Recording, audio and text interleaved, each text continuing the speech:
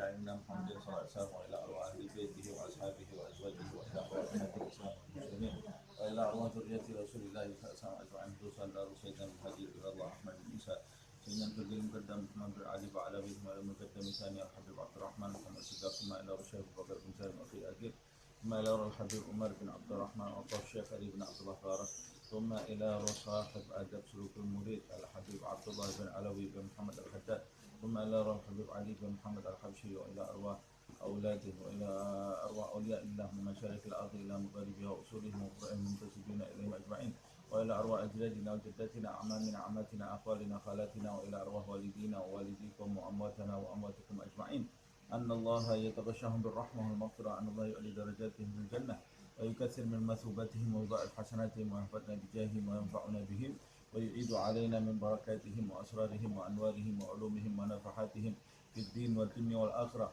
أن الله يرزقنا علما نافعا وقلبا خاشعا ورزقا واسعا وعملا متقبلا أن الله يحفظنا يحفظ أولادنا يحفظ أصحابنا من جميع الفتن من جميع الأمراض من جميع الذنوب من جميع البلاء والوباء والمصيبة ظاهرها وباطنها كبيرها وصغيرها مع أن الله يشفي مرضانا يعافي مبتلانا وأن الله يطول أعمارنا في صحة ويفتح علينا فتوح العارفين فتوح المطلق فتوح المبين ثم أن الله يطول أعمارنا في صحة وعافية ويختم لنا بالحسنى وهو راض عنا في خير ولطف وعافية وإلى حضرة النبي محمد صلى الله عليه وسلم الفاتحة.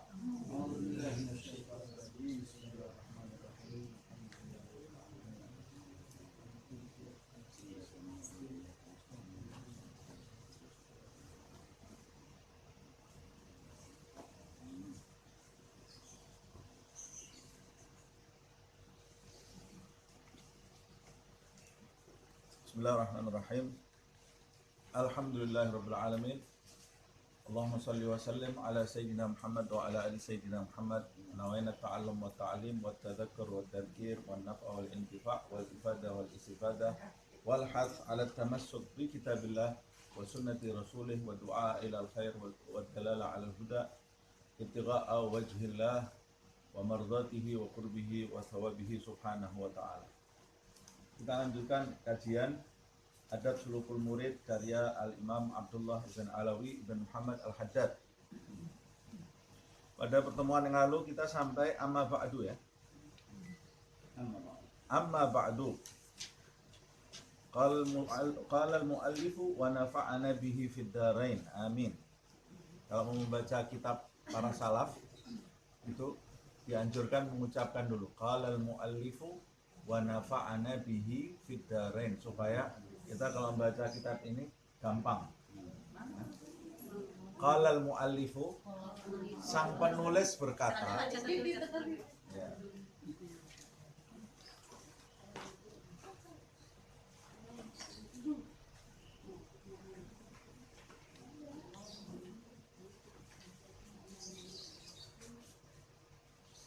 Qala bahasa Arab.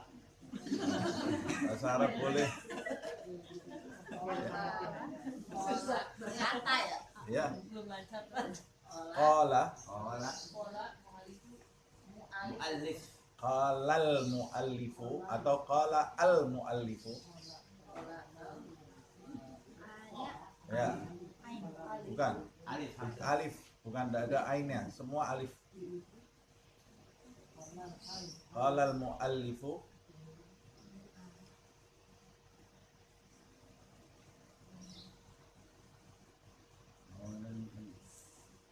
wa nafa'ana ana wa nafa'ana Warna-warnanya panjang. Jumlah ya Ustaz. ya imla. Udah lama enggak jumlah. wa nafa'ana Warna-warna. fid darain fid darain.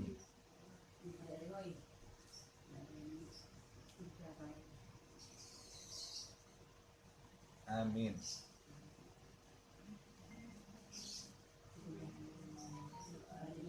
Artinya sang penulis berkata,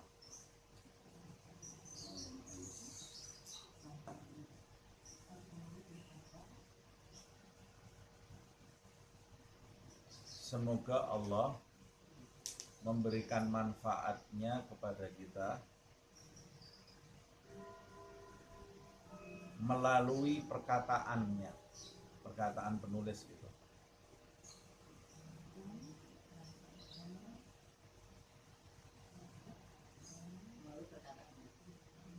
Di dunia dan akhirat.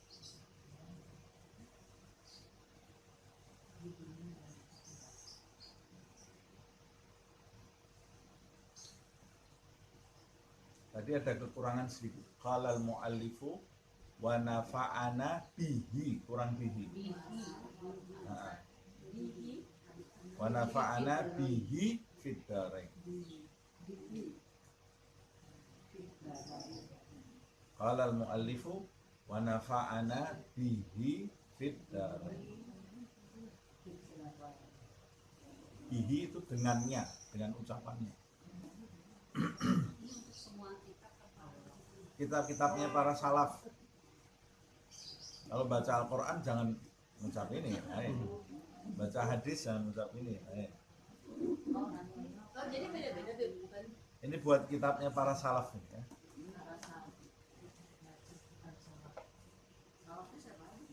Salaf itu para pendahulu yang soleh, yang nulis kitab. Salaf itu artinya para pendahulu. Salafus soleh, para pendahulu yang soleh.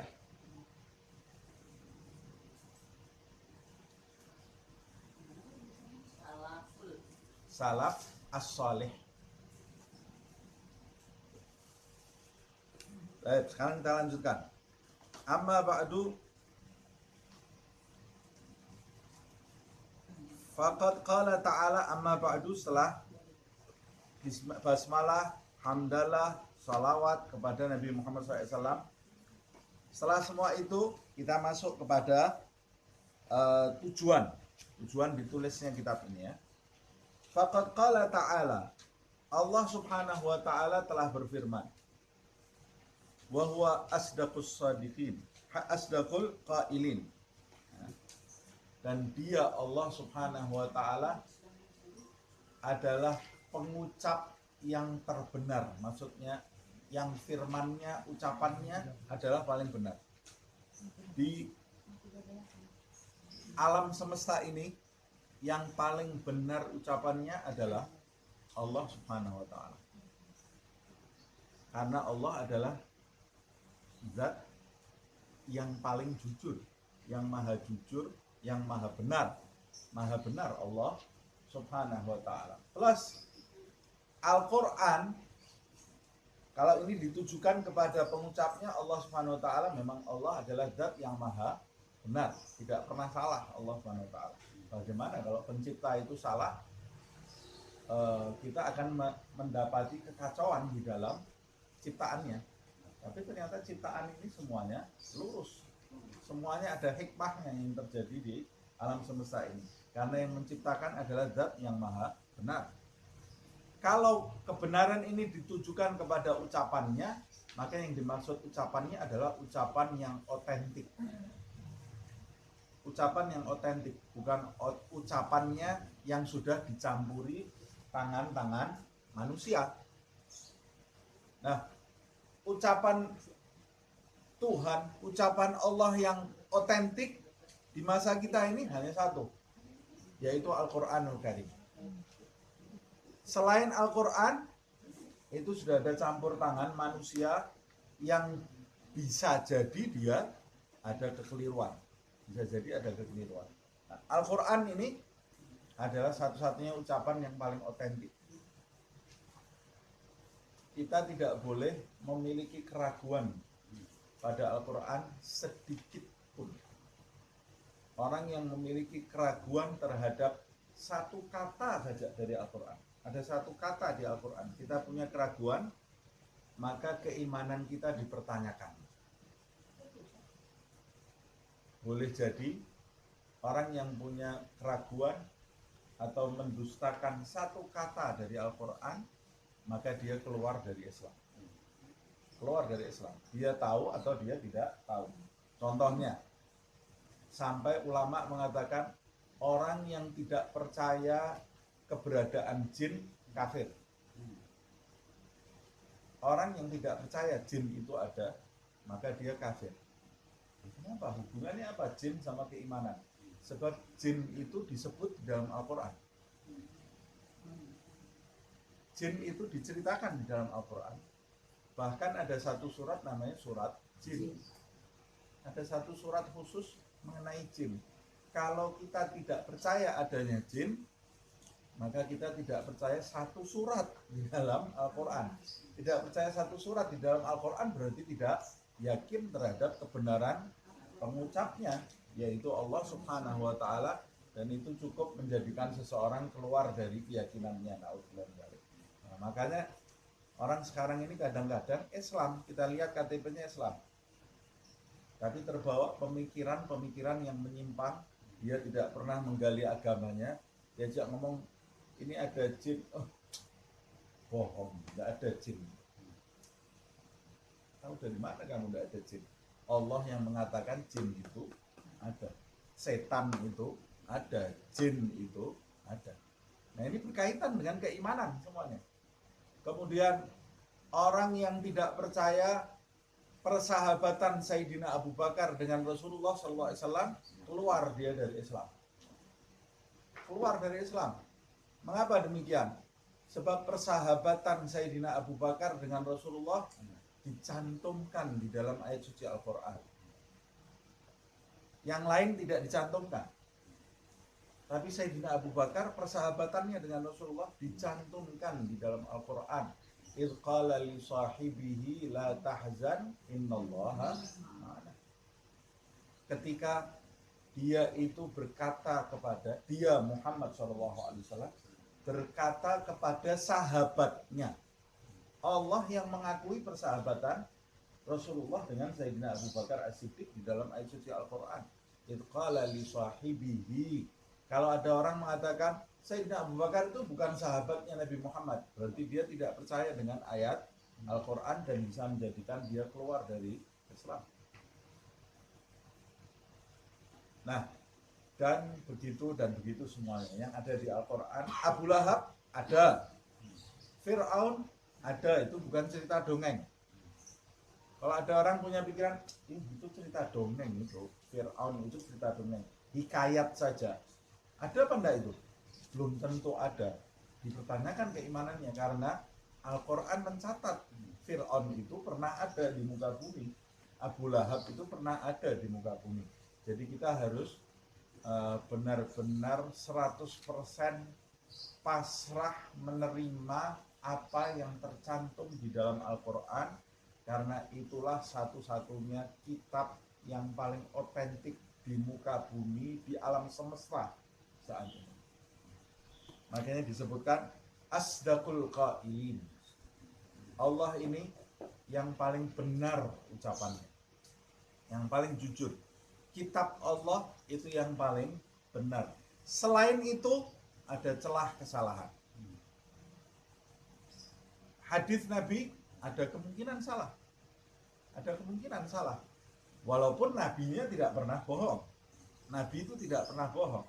Tapi ucapannya Nabi dicatat setelah wafatnya Nabi. Sabdanya Nabi itu dicatat setelah Nabi wafat. Karena Nabi melarang para sahabat mencatat ucapannya, takut nanti tercampur dengan firman Allah. Jadi sahabat itu menulis sabda Nabi Muhammad SAW berdasarkan ingatan mereka. Tapi memang sahabat itu ingatannya kuat semua, nggak seperti kita ya. Ingatan sahabat itu kuat memang. Tapi itu ditulis setelah wafatnya Nabi. Setelah wafatnya Nabi. Makanya ketika kita membahas hadis itu di situ ada seleksi di dalam hadis itu. Ada hadis mutawatir, ada sahih, ada hasan, ada dhaif, ada hadis maudhu. Nah, hadis sekuat apapun kualitas hadis, kalau dia bertentangan, maknanya bertentangan dengan ayat, maka kita harus menggugurkan hadis itu dan menerima ayat. Karena ayat suci Al-Quran itu nomor 1. Nah, tapi yang menentukan hadis ini bertentangan atau tidak bukan orang seperti kita, orang-orang yang berkapasitas gitu ya. Bahkan satu hadis jika bertentangan dengan hadis yang awsaq minhu, hadis yang lebih kuat, ada satu hadis sahih umpamanya, hadis ini sahih tapi bertentangan dengan hadis yang lebih kuat lagi. Ya, hadis yang sahih ini walaupun sanadnya sahih, mata rantainya sahih, kita harus gugurkan, kita terima yang lebih kuat. Tapi sekali lagi yang menentukan bertentangan atau tidak bukan sembarang orang, tapi orang-orang yang berkapasitas. Kemudian kita lanjutkan. Allah Subhanahu wa taala berfirman, "Man kana yuridul ajilata ajjalna lahu fiha ma nasha'u liman nuridu thumma ja'alna lahu jahannama yaslaha madhmuman madhura." Siapa siapa yuridu menginginkan, siapa yang menginginkan, ini sesuai dengan ayat ini, sesuai dengan judul buku ini ya. Yuridu itu artinya menginginkan. Arada yuridu muridan, sesuai dengan judul buku ini. Jadi dia pilih ayat yang ayatnya sesuai dengan judul ini.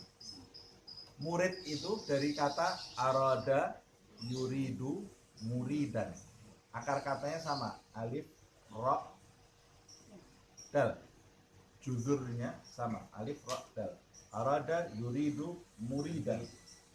Jadi murid seperti yang saya sampaikan di pertemuan yang lalu kan artinya orang yang menginginkan sesuatu, murid ya. Allah mengatakan murid itu ada dua. Murid itu ada dua menurut Allah Subhanahu wa taala. Yang pertama, mangkana yuridul ajilata. Muridnya al-ajilah. Al-ajilah itu sesuatu yang segera. Sesuatu yang segera adalah dunia. Dunia itu disebut dengan ajalah di dalam ayat suci Al-Quran, al-ajilah, karena dunia itu segera didapat dan segera punah. Semua yang ada di dunia ini kalau kita inginkan kita segera dapat. Lapar mau makan segera dapat, ada di sini makanannya, makan.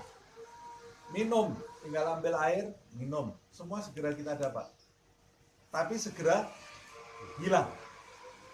Yang kita dapat itu segera punah.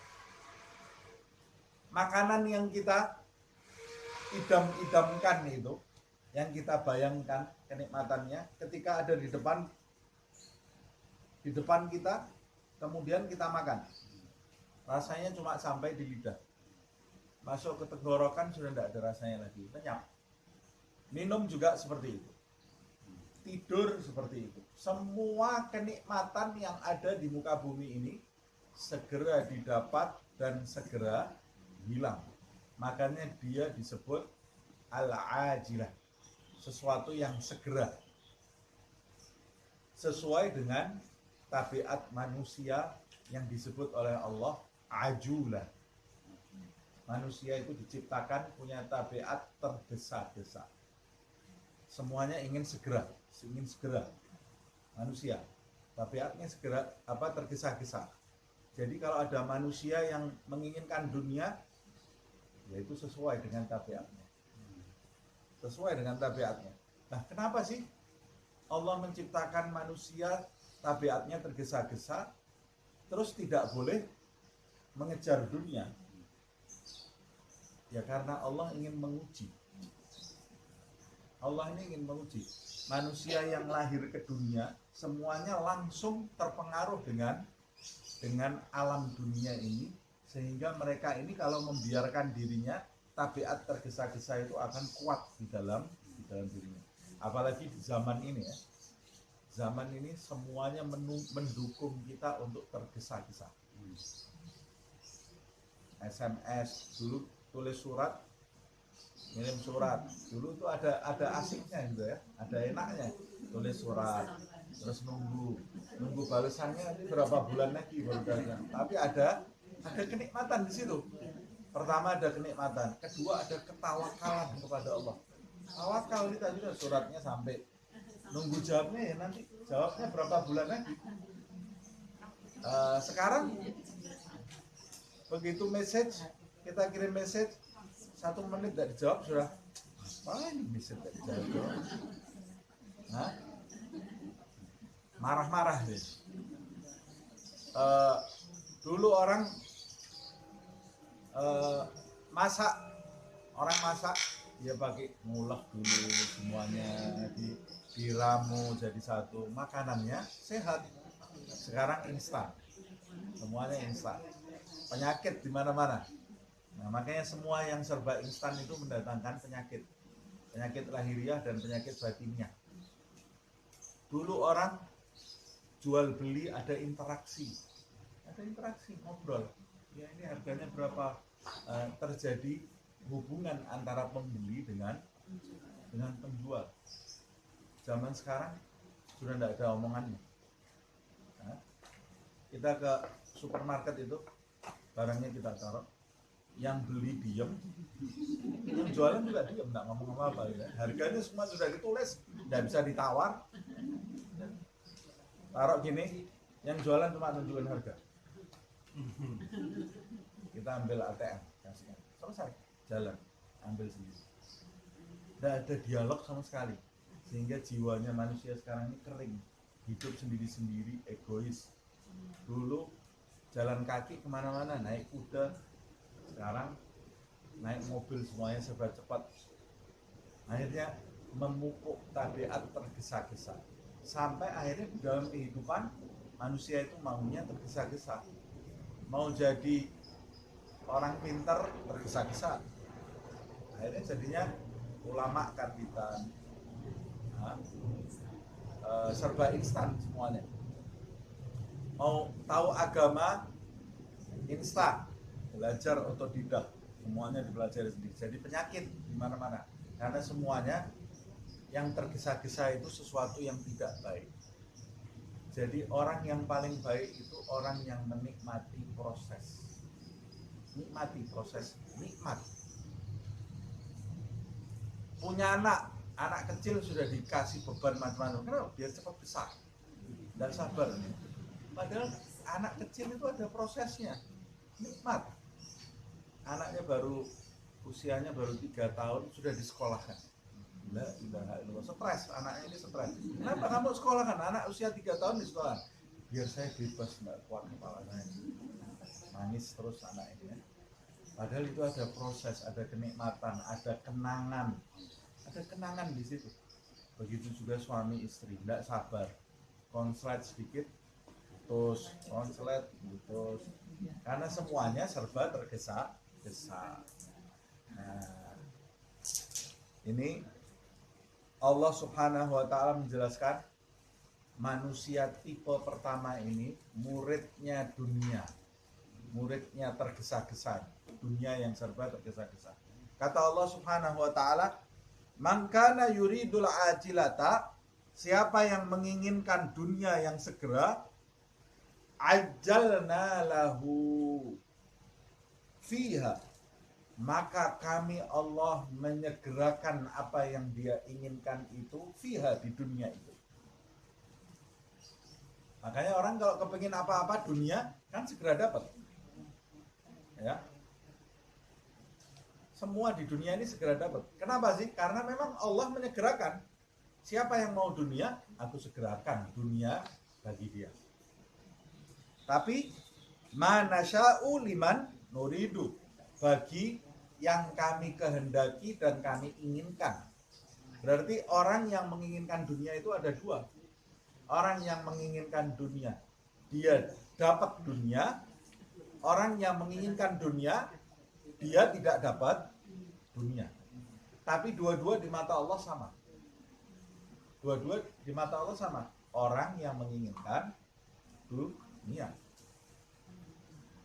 Yang pertama tadi, murid dunia. Murid dunia ada dua. Satu, orang yang menginginkan dunia, dia dapat apa yang dia inginkan. Dua, orang yang menginginkan dunia tapi Allah tidak memberi. Dunia ini gampang didapat, tapi kalau Allah mencegah kita bisa dapat? Tidak bisa lah. Walaupun Allah sudah menggariskan apa yang di dunia ini segera didapat. Tapi kalau Allah mencegah ya kita tidak bisa dapat. Tapi tabiatnya hal-hal yang diinginkan di dunia memang segera didapat. Segera didapat. Berarti orang yang menginginkan dunia ada dua. Yang pertama yang dapat keinginannya, yang kedua nggak dapat. Tapi dia di mata Allah sama-sama menginginkan dunia. Jadi dari sini kita bisa tahu orang yang murid dunia itu, orang yang keinginannya hidupnya tujuannya dunia itu belum tentu kaya.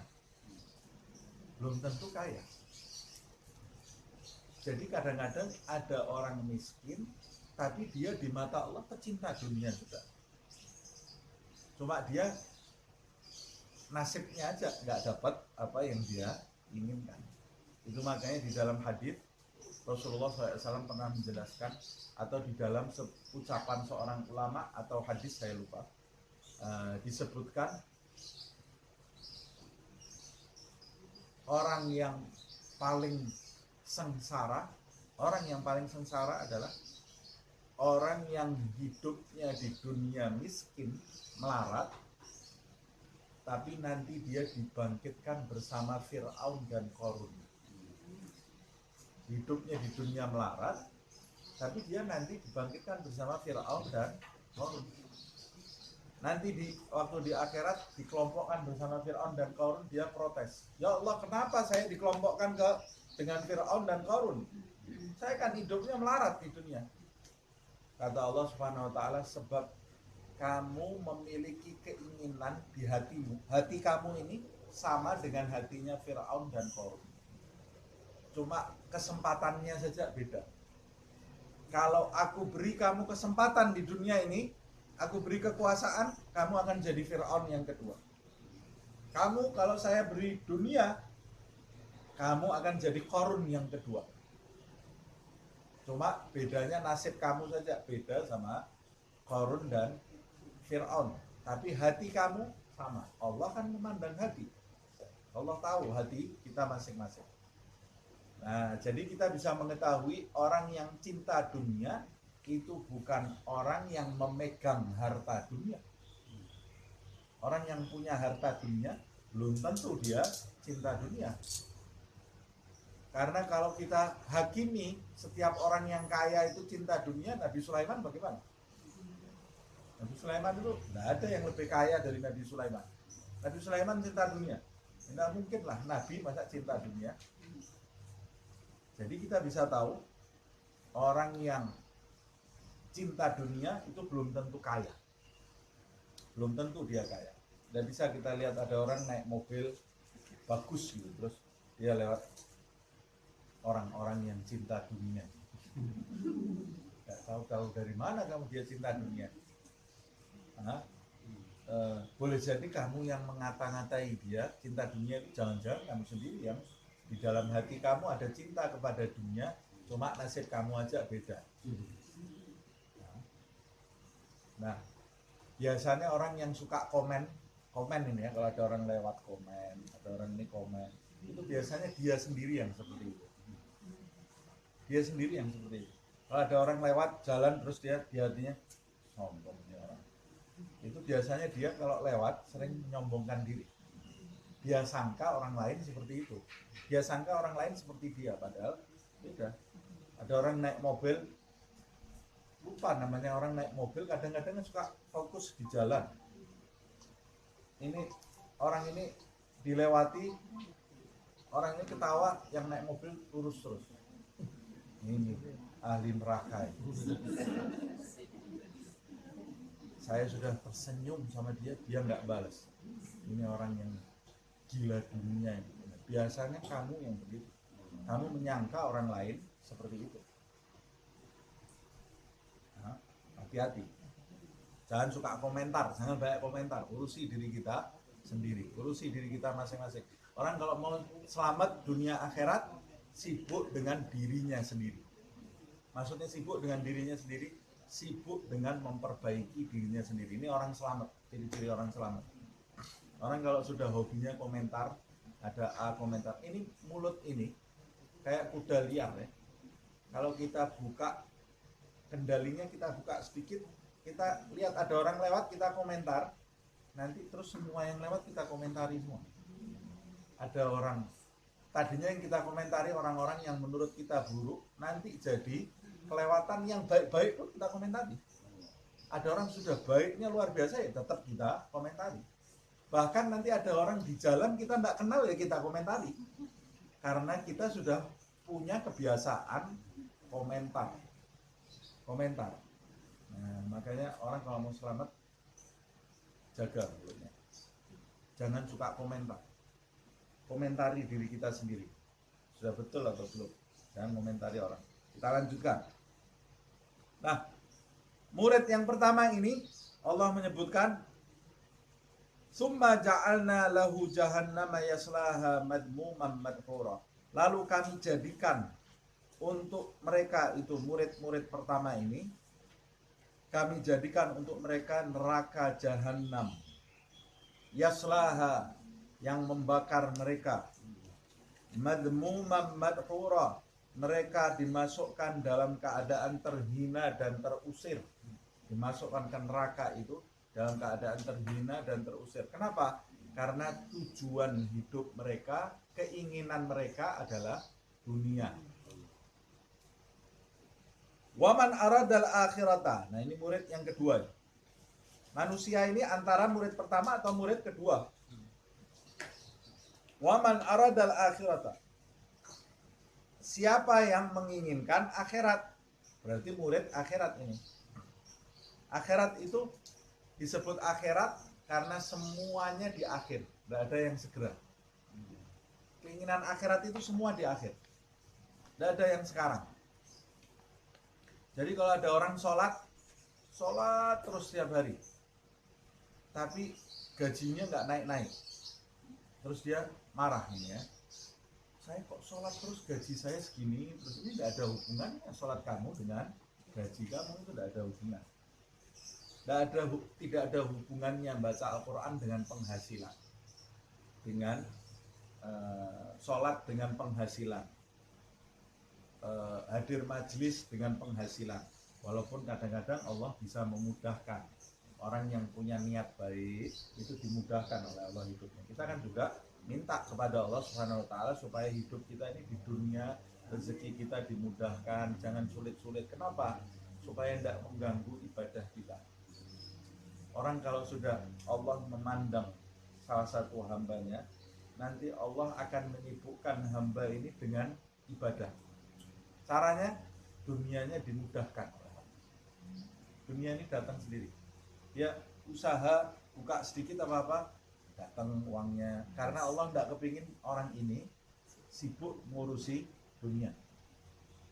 Tapi Allah ingin orang ini sibuk zikir, ibadah, belajar, hadir majelis taklim. Ini ciri-ciri orang yang jalannya ke arah yang benar. Tapi sebagian orang ada yang oleh Allah Subhanahu wa taala dibikin sibuk oleh dunia, sehingga dia tidak punya kesempatan untuk ibadah. Bayangkan, sholat waktunya meeting, sholat asarnya sudah di maghrib, maghribnya di isya, tidak ada yang tepat waktu semuanya. Ngaji tidak ada waktu, kerja, salawat tidak ada waktu, zikir tidak punya waktu saya. Loh, kamu ini mau hidup di dunia selama-lamanya apa mau kembali ke akhirat? Karena dunia yang kamu kejar-kejar itu sebentar kamu tinggal, sebentar lagi miliknya ahli waris kamu. Yang kamu benar-benar kamu perlukan nanti itu ya akhirat itu. Nah, bagaimana kamu sekarang membekali dirimu untuk kehidupan dunia yang akan kamu tinggalkan, tapi kamu tidak pernah membekali dirimu untuk kehidupan akhirat yang hidup yang sebenar-benarnya yang nggak akan kamu jalani. Jadi kelompok yang kedua ada orang-orang yang murid akhirat. Kenapa murid akhirat? Saya katakan disebut akhirah. Akhirah dalam bahasa Indonesia akhirat itu satu akar kata dengan akhir. Kenapa disebut akhirah? Karena semua yang diinginkan nanti di akhirat, bukan di sini. Kapan itu kehidupan akhirat? Start kehidupan akhirat ini dimulai saat ruh itu keluar dari jasad kita. Ruh itu keluar dari jasad kita, itulah mulai kehidupan akhirat. Kehidupan akhirat itu apa saja berarti? Alam barzah. Kenapa kok disebut akhir? Karena sudah tidak ada hari lagi, hari terakhir. Itu hari terakhir. Alam barzah itu akhirat. Yaumul ba'ats, hari kebangkitan, itu akhirat. Waktu manusia dibangkitkan, itu urut-urutannya hidup, kehidupan akhirat itu ya. Yaumul hasyr, saat manusia dikumpulkan. Jadi manusia itu setelah dibangkitkan, kebingungan kan dia, ini sudah alam lain nih. Dikumpulkan sama malaikat, digiring kayak kambing ya, digiring. Ayo sini, sini. Semuanya dalam keadaan telanjang, tidak mengenakan satu helai kain pun. Digiring, kemudian dikelompok-kelompokkan. Orang yang gemar sholat, bagiannya sini. Orang yang gemar majelis taklim, bagiannya sini. Orang-orang baik-baik semuanya. Para muadzin, bagiannya di sini. Ulama di sini. Murid-murid majelis taklim, bagiannya sini. Orang yang sukanya khidmah, bagiannya di sini. Kelompokkan. Kelompoknya orang baik saja ada soft-softnya. Ada kelompoknya para nabi, kelompoknya para wali, kelompoknya ulama, kelompoknya ahli fikih. Ada kelompoknya. Mudah-mudahan kita di kelompoknya orang yang baik. Sebaliknya ada kelompoknya orang-orang yang buruk, dipisah. Ahli ghibah nih, ahli gosip sebelah sini. Nah, orang kafir sebelah sini, orang munafik sebelah sini. Ahli fitnah sebelah sini. Orang yang suka makan harta riba sebelah sini. Orang yang sombong sebelah sini. Orang yang riak softnya sebelah sini. Dikelompok-kelompokkan.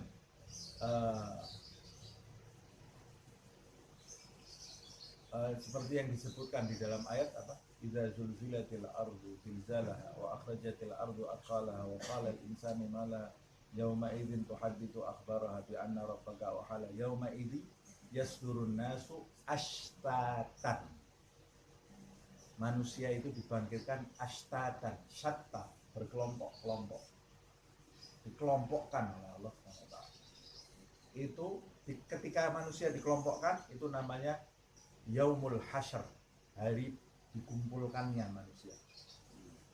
Habis itu digiring oleh malaikat. Ayo jalan. Jalannya ribuan tahun kata Rasulullah SAW. Ya Allah. Jalan ribuan tahun ya. Tidak ada mobil, tidak ada apa-apa, tidak ada. Jalan ribuan tahun, mataharinya 1 jengkal.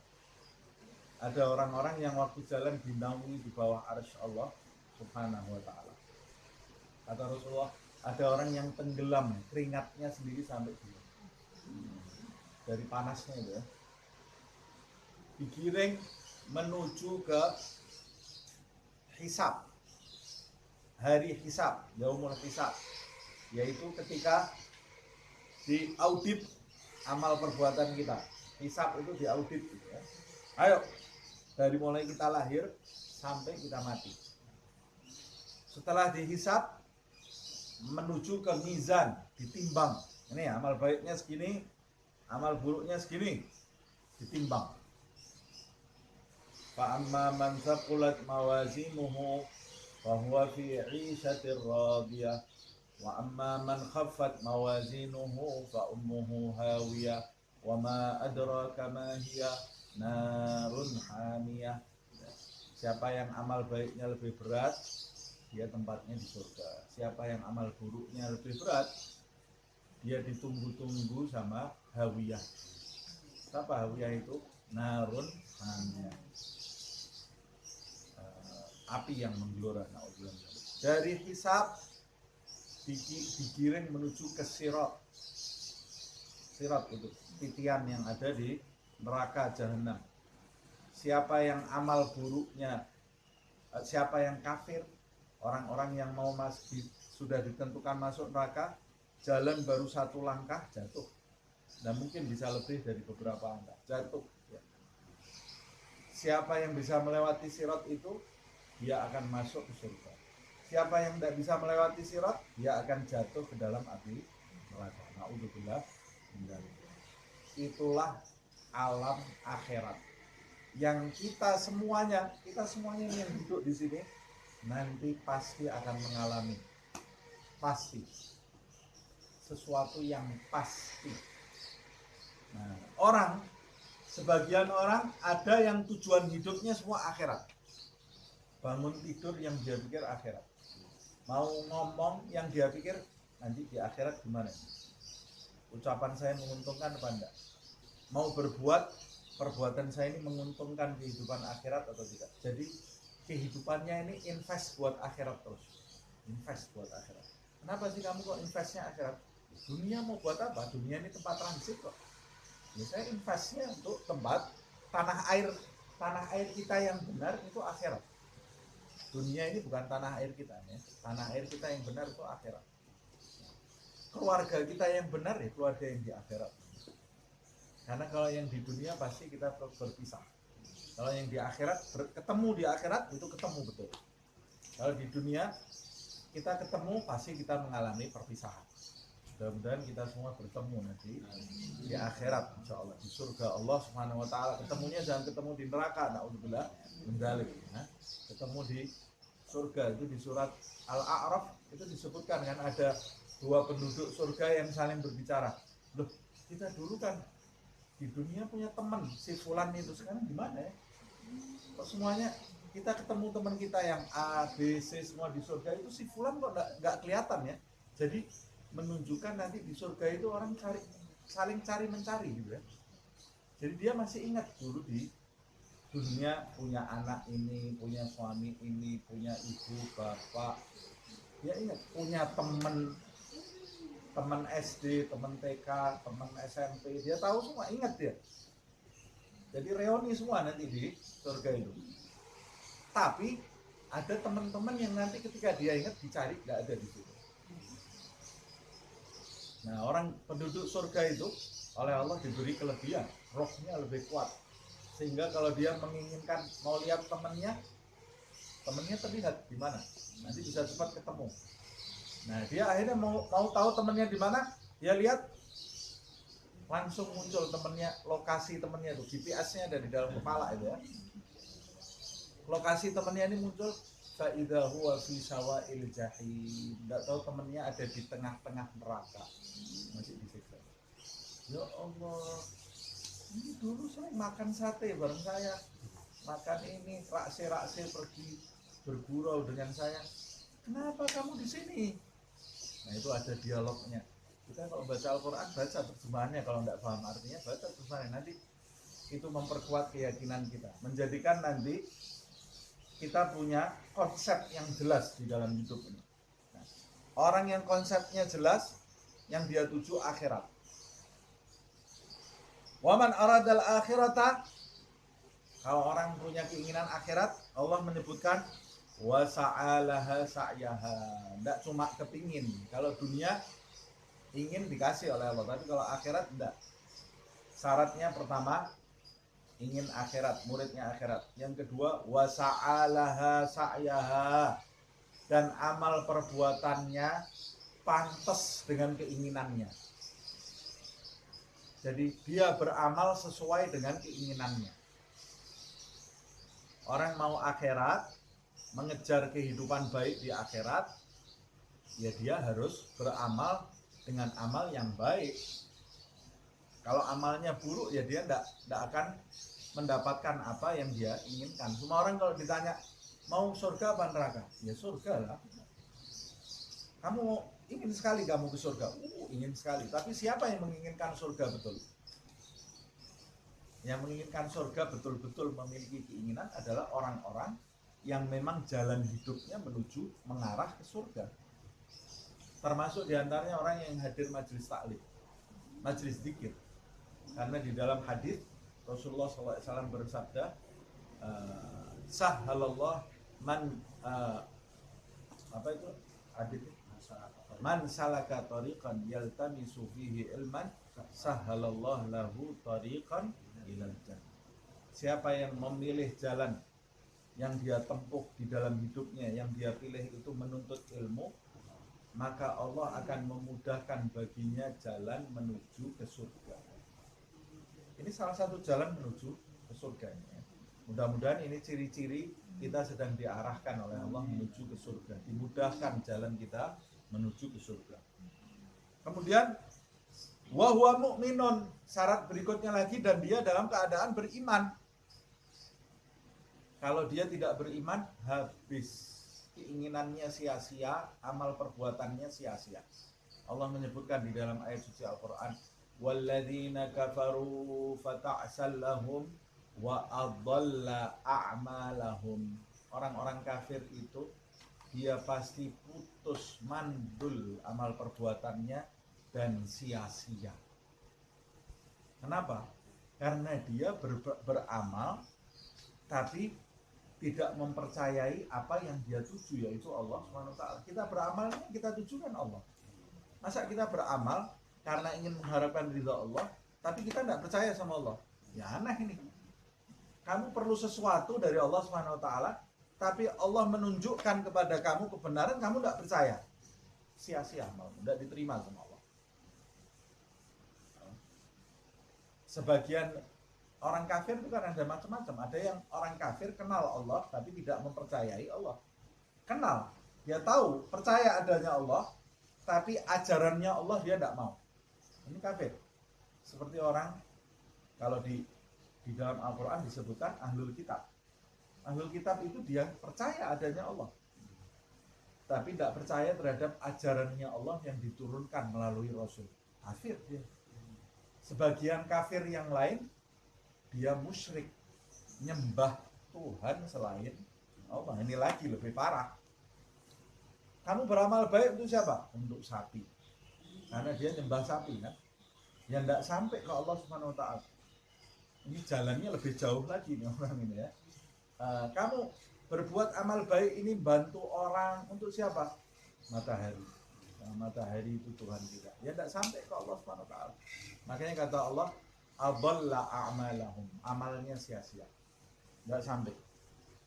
Jadi syaratnya pertama keinginannya surga, kedua amalnya sesuai dengan keinginannya, ketiga mukmin, beriman kepada Allah dan beriman kepada Rasul-Rasul Allah, dan yang terpenting beriman kepada Nabi Muhammad SAW. Orang yang keinginannya pertama tadi, akhir hidupnya jahannam yaslaha madmumah madhura. Orang yang keinginannya kedua, faulaika, maka mereka itu murid keduanya, faulaika, mereka itu kana sa'yuhum, amal perbuatan mereka mashkura, disyukuri oleh Allah, diterima kasihi oleh Allah. Maksudnya dikabulkan, diterima oleh Allah. Jadi ini menjelaskan amal perbuatan yang diterima oleh Allah adalah amal perbuatan yang ditujukan untuk kepentingan akhirat. Kalau ditujukan untuk kepentingan dunia, maka amal perbuatan itu tidak diterima. Walaupun baik. Walaupun amal baik. Sedekah. Biar apa? Pencitraan, tidak diterima sama Allah.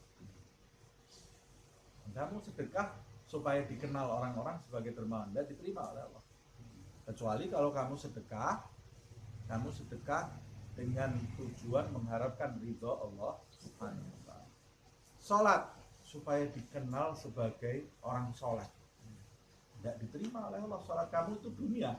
Di mata Allah, salat kamu adalah dunia.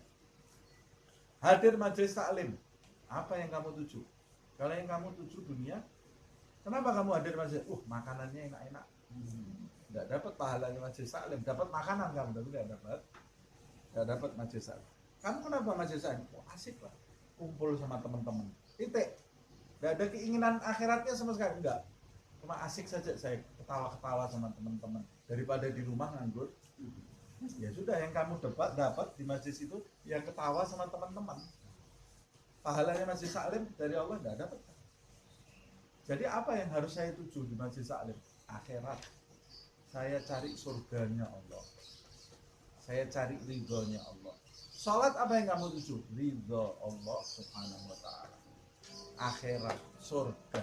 Terus selalu hadirkan di dalam diri kita. Nanti amal perbuatan kita ini termasuk amal perbuatan yang diterima oleh Allah. Nah, ini baru dijelaskan. Wal ajilatu hiya ad-dunya. Yang dimaksud al-ajilah di dalam ayat itu adalah dunia. Fa idza kana al-muridu laha fadlan anis sa'i li talabiha masiruhu ilan nar ma'al law was-saghar. Ya. Kata beliau Abdullah bin Al-Haddad, bayangkan yang di ayat itu disebutkan fa idza kana al-muridu laha, jika yang di dalam ayat ini hanya baru disebutkan orang yang menginginkan dunia. Orang yang menginginkan dunia. Keinginan itu ada di mana? Di hati kan? Berarti orang yang menginginkan dunia, baru menginginkan, ya, belum bergerak. Kata Allah, jika di dalam kata Allah bin Al-Haddad, jika di dalam ayat itu disebutkan orang yang menginginkan dunia, maksudnya tujuan hidupnya itu dunia, tempatnya di neraka, bagaimana fadlan anisa'i li talabiha, lalu bagaimana kondisinya orang yang hidupnya 24 jam kerja untuk dunia, tujuannya dunia, kerjanya dunia. Lebih parah lagi. Yang baru menginginkan saja, walaupun tidak dapat, akhirnya di neraka. Seperti yang hadis saya sampaikan tadi, sudah miskin dibangkitkannya sama Fir'aun. Nah, apalagi Fir'aunnya yang betul-betul dia ini visi misi di dalam hidupnya ini ya cuma dunia, kesibukannya cuma dunia. Dia pergi dari satu kota ke kota lain, ya kepentingannya cuma dunia, selesai. Tidak ada tujuan akhiratnya. Dia pergi menempuh jalan berjam-jam, melek malam, kerja keras, ya tujuannya cuma murni dunia, tidak ada tujuan akhirat. Ya sudah, yang dia dapat cuma itu. Ujung-ujungnya nanti akhirnya ada di dalam neraka. Oh, dia berusaha menyantuni orang, ceramah di mana-mana, tujuannya cari pangkat di mata manusia, cari kedudukan, cari kursi di mata manusia. Dunia atau akhirat itu? Dunia, itu dunia. Jangan kita ikut-ikut di situ. Ini sebentar lagi sudah mulai ribut dari sekarang ya. Itu bukan. Angkat kaki kita dari tempat seperti itu. Kotor. Loh, ada enggak orang-orang yang baik? Mungkin ada. Siapa? Wallahu a'lam. Kita enggak usah ikut-ikut. Karena meraih kursi dunia itu godaannya sangat besar sekali. Dan yang tergelincir jauh lebih banyak daripada yang berhasil. Yang berhasil, di dalam sejarah yang berhasil jadi pemimpin adil itu tercatat cuma 1-2 orang. Makanya bisa diingat. Siapa? Khulafaur Rasyidin 4. Sudah itu. Habis itu penjahat semuanya pemimpinnya. Bani Umayyah, Bani Abbasiyah, penjahat semuanya. Bunuhi orang, rebutan, saling bunuh-membunuh. Ada satu Umar bin Abdul Aziz, orang adil, pemimpin adil. Selain itu, ya Allah, hancur-hancuran, tidak selamat. Jadi kita, kenapa? Ya ada, maksud saya bisa dihitung, Yang paling banyak itu yang rusak. Walaupun dia membuat pembangunan. Ya, Islam ini di zaman Bani Abbasiyah ini sekejam-kejamnya pemimpin itu Bani Abbasiyah. Bani Umayyah itu kejam. Ini Bani Abbasiyah ini 2 kali lipatnya Bani Umayyah kejamnya. Nah, itu di masa itu banyak keturunan Nabi yang dibunuh gitu ya. Tapi tidak menutup tidak menutup mata kita. Di samping kekejaman itu mereka berhasil mengembangkan agama Islam, menyebarkan agama Islam sampai sepertiga dunia. Sampai Spanyol itu ya. Berarti ada pembangunan yang baik dari. Ada pembangunan yang baik. Tapi rajanya baik. Kejamnya luar biasa. Enggak selamat raja-rajanya. Jadi mau selamat hidup di dunia, jangan ikut-ikutan rebutan kursi dunia atau menyebarkan kursi dunia, ikut andil dalam kursi dunia. Hati-hati. Nah, karena itu tujuannya dunia. Orang yang tujuannya dunia, ma'al laum was-saghar, kata beliau, bersama orang-orang yang tercela dan terhina. Fama ajdar al-agil bil i'rad anha. Betapa pantasnya orang-orang yang berakal berpaling dari dunia ini. Orang yang berakal itu sangat pantas berpaling. Ajdar, fama ajdar. Betapa pantas bagi orang yang berakal. Kalau tidak berakal, tidak masuk dalam seruan ini ya. Kalau kamu termasuk orang yang berakal, kamu adalah orang yang paling pantas mencuci tanganmu dari kotoran dunia, meraih akhirat. Tapi kalau kamu tidak termasuk orang yang berakal, kamu akan mengotori tangan dan hidupmu dengan keinginan-keinginan duniawi ini. Wal ihtiras minha, dan betapa pantasnya orang yang berakal itu menjaga diri dari keinginan-keinginan duniawi. Wal akhiratu, sedangkan akhirat, kalau al-ajilah dunia, wal akhiratu hiya al-jannah, adalah surga. Yang dimaksud akhirat di sini adalah surga. Ini kita selesaikan satu paragraf ya. Wala yakfi fi husulil fauzi biha al-iradah faqat. Nah, tapi dalam mencapai kesuksesan untuk meraih surga itu tidak cukup dengan iradah faqat, dengan keinginan saja. Kalau dunia cukup kamu menginginkan, Allah akan memberi. Karena dunia itu hina, rendah. Makanya kamu menginginkan saja, oleh Allah diberi. Tapi kalau akhirat, karena akhirat itu mahal, kata beliau, la yakfi fi husuliha al-iradatu faqat. Tidak cukup dengan ingin saja. Bal hiya ma'al iman wal amalis salih.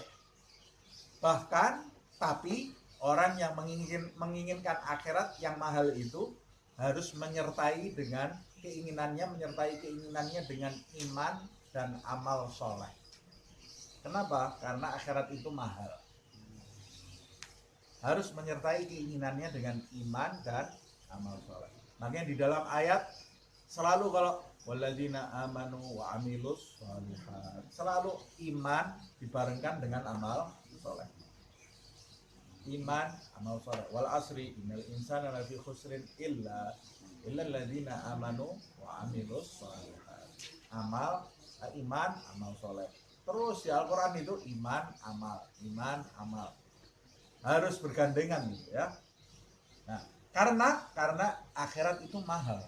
Tidak semua orang bisa dapat. Kalau dunia ini, semua makhluknya Allah, yang sholat, yang nggak sholat, yang taat, yang maksiat, yang baik, yang bejat, semuanya, pembunuhnya, semuanya dapat dunia. Dunia ini untuk umum, fasilitas umum. Tapi akhirat, wal aqibatu lil muttaqin. Sedangkan surga itu hanya untuk orang-orang khusus. Siapa dia? Orang yang bertakwa. Siapa orang yang bertakwa? Orang yang beriman dan beramal. Al-musyaru ilaihi, seperti yang diisyaratkan di dalam ayat itu, biqaulihi, dalam firman-Nya Ta'ala, wa sa'alaha sa'yaha wa huwa mu'minun. Wasa'yul mashkur, sedangkan as-sa'yul mashkur yang dimaksud di dalam ayat itu kan disebutkan wa man aradal akhirata wa sa'alaha sa'yaha wa huwa mu'minun fa ulaika kana sa'yuhum mashkura. Usahanya disyukuri. Apa yang dimaksud usahanya disyukuri? Huwa al-amalul maqbul. Maksudnya adalah amal yang qabul, yang diterima oleh Allah. Al-mustaujib sahibuhu al-madah wa thana wa thawab al-azim. Yang amal yang diterima, yang menjadikan penyandang amal tersebut, pelaku amal tersebut mendapat pujian dari Allah Subhanahu wa taala. Madah wa thana itu sama-sama artinya pujian. Pujian wa thawab al-azim, dan mendapat pahala yang agung dari Allah Subhanahu wa taala. Alladzi la yanqadi wa la yafna, dan pahala yang agung itu tidak akan punah, tidak akan terputus. Kalau dunia terputus, punah. Tapi kalau balasan di akhirat buat orang-orang yang terpuji, dipuji oleh Allah Subhanahu wa taala, tidak akan putus, tidak akan pernah habis. Bifadlillah wa rahmatihi, melalui karunia dan rahmat Allah, bukan melalui amal perbuatan kita, tapi karena rahmat dan karunia Allah. Wal khasir, orang yang merugi, min kulli wajhin, dari segala sisi. Orang yang rugi dari segala sisi, dilihat dari sisi kanan, kiri, depan, belakang, atas, bawah, rugi. Tidak ada celah keuntungan bagi dia. Orang yang rugi dari segala sisi, minal muridina dunya, yaitu orang-orang yang menginginkan dunia. Alladzi yatahaqqaq fi haqqihil wa'id al-madhkur fil ayah, yang ancaman baginya telah dipastikan, disebut di dalam ayat yang tersebut di atas. Siapa dia? Jadi orang yang menginginkan dunia, yang rugi, yang nasib buruknya yang disebut di dalam ayat itu, orang yang menginginkan dunia seperti apa? Karena yang disebut di dalam ayat itu orang-orang yang masuk ke neraka, menginginkan dunia, masuk neraka, terusir, terhina, dan dalam keadaan kekal. Nah, siapa yang dimaksud orang yang menginginkan dunia ini yang seperti itu? Huwallazi yuridud dunya iradah yansa fi jambihal akhirah fala yu'min biha au yu'min wala ya'mal laha. Nah, orang yang menginginkan dunia yang rugi itu ada dua hal. Ada dua kelompok. Yang pertama yaitu orang yang menginginkan dunia dengan keinginan yang menjadikan dia itu lupa terhadap akhirat. Sudah hidupnya dunia 100%, tidak mikir akhirat. Akhirat itu tidak ada di dalam. Yang kedua, jadi dia tidak beriman kepada akhirat. Orang yang menginginkan dunia tidak ada kepercayaan terhadap akhirat, tidak ada. Iman terhadap akhirat itu tidak ada. Nanti kamu dihisap, tidak ada, itu dongeng semuanya itu. Nanti di akhirat, tidak ada. Yang benar itu ini loh, kerja buat sekarang. Ini tipe yang pertama. Tipe yang kedua, au yu'min wala ya'mal laha, atau dia percaya dengan akhirat, tapi dia mementingkan dunia daripada akhirat, tidak mau beramal untuk akhiratnya. Padahal dia tahu dia sebentar lagi akan mati. Nah, ini biasanya yang paling umum yang kedua ini.